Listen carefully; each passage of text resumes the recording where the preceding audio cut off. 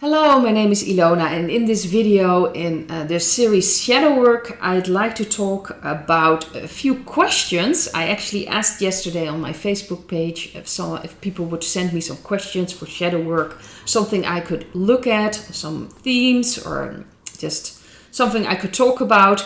Yesterday was the birthday of my mother. She now 27. Yes, she's very young. So it was a great day, but I wasn't very, on the internet, of course, because I was visiting my mother, my parents, and it's different than, of course, meeting family and things like that. And I was just there in the morning part, but it was great. I really enjoyed the day, and then later on, I had other things to do. So I asked yesterday evening, just do you have some subjects I could talk about, some things I could mention, or maybe explain or show you how I see things. And I got some questions, and I don't think I'm going to be able to answer all the questions. And of course, I picked the questions where I resonate with. I had this feeling, I could maybe explain some things about that, how I view things. But the first question was very interesting. What is the difference between avoiding behavior, so you don't want to feel anything, and just doing a simple activity as advice for a depression? I thought it was very interesting. I've been very depressed in my life, especially combined with a burnout. But even before that, I just had periods. I didn't want to get out of my bed. I just didn't want to do anything. And I was avoiding everything. I could just go into this fantasy world and just completely avoid living in the now, so to speak. And that was avoidance behavior. And I don't know if it's very wise at that moment, if you're very depressed, to just simply do activities. Some people, they actually enjoy that and it helps them. To me, it never really helped. I would do certain things, but I would just be so annoyed by everything and I just didn't want to be there. So when I started feeling things, because really to me it feels like depression is the suppression of everything, your emotions, your feelings. That's why you kind of just feel numb. You kind of just don't feel anything at all. You just don't want to do anything. You have no energy. And of course I was brought up in in my family where everything was suppressed concerning emotions and feelings, and no one taught me how to deal with them. Of course, part of my binge eating disorder came from that, by suppressing everything, and I was very depressed. So to me, this was like dealing with the emotion by just suppressing them. And I got out of that by starting to feel things. Starting to, just little by little, because your entire mind is like, no, we're not going to feel those emotions or feelings. It's going to turn us crazy or overwhelm us or things like that. So I just very slowly have been working with that for years now. And I haven't been depressed for years. But it was a process, especially when you're in the middle of it. I fully understand. You just don't want to do anything. And then it's very important to just feel. Just take some time to feel. Not do anything to get you out of your body, or maybe start watching video games or, movies. I would watch movies. I never played any video games, but or maybe started eating in my case. But you have all kinds of behavior to avoid. Maybe just to go out all the time. I know a lot of people were doing that just to not be by themselves. But it's important, if you want to deal with depression, to first start really connecting with your emotions, your feelings. Just a short period of time. Maybe do some simple activity if it feels right to you. But I think the difference between avoiding behavior and a simple activity is how it makes you feel. That's really the difference. Avoiding behavior usually just made me feel worse than I felt before, because I was just avoiding, and I just piled on top of each other. I just kept avoiding things. And it just got harder to do things. So simple activity is more like going for a little walk, maybe going outside, just, do something that just gets you out of this, what you're in. But watch out with that, because you can even use that as avoidance. So the difference between a simple activity and avoidance is how it makes you feel. Because of course you can do an activity, but if you feel awful and you're like, I don't really want to do it, it really has no point, to me at least. So that's what I would say about, especially about depression as well. Start by slowly feeling and just feeling maybe the emptiness or the darkness that you feel, just feel it. No analysis, no nothing, just feel what you're feeling. I think that's very important. Then I have another question, or more like someone asked about if you're stuck in your patterns.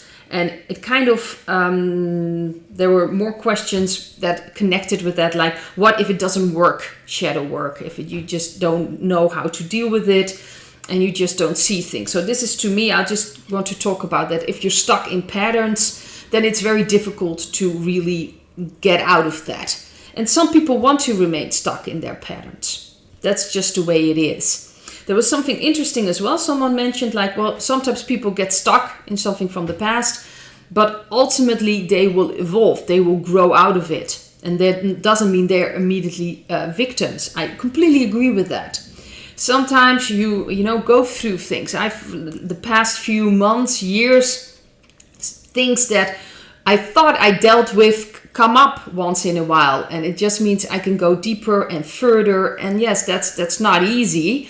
But I think the difference between people that just face, something from the past and may get stuck in it a bit, and people that are feeling like they're victims is their mentality. That's the difference. Everyone can have tough times. Everyone can have, problems, difficulties. It's how someone deals with it. If someone is like, okay, I need to deal with it. I need to heal this. I need to take some time off maybe, or just take some time to deal with it, maybe get help. That's a completely different mentality than someone who's completely stuck in it and is like, well, why is this happening to me? And I don't know anymore. And I feel like giving up. That's a victim mentality. And that's the mentality of being powerless. So the difference in dealing with things, that's very important. If someone is a victim and completely stuck in their ways, or if someone just sees this as, okay, this is not easy. I'm having a tough time. I maybe need help. I maybe need to take, some time to just figure this out. That's a different mentality. We all can run into problems, difficulties. It's the mentality. And you can really feel it when you talk to someone who is like, okay, I need to deal with this. I need to heal this. If you talk to someone who's like, oh, what am I going to do now? I don't know anymore. And they will drain your energy. So that's the difference as well in mentality.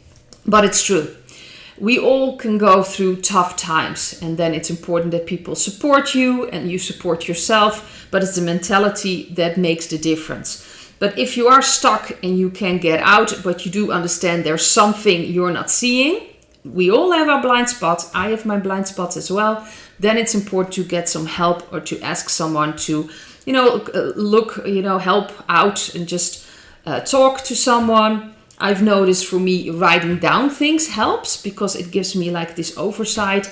But of course, sometimes if I'm still stuck with something and I truly don't see it, or at that moment just face some kind of blind spot, because we have patterns and those patterns create blind spots. So certain things that we just don't want to see, or that we do know somewhere deep inside, but something just doesn't click, then it's important to get help. And then I'll ask someone to, look alongside with me. And of course, that is what I do with readings. If you want a personal reading, you can find me on warekracht.nl,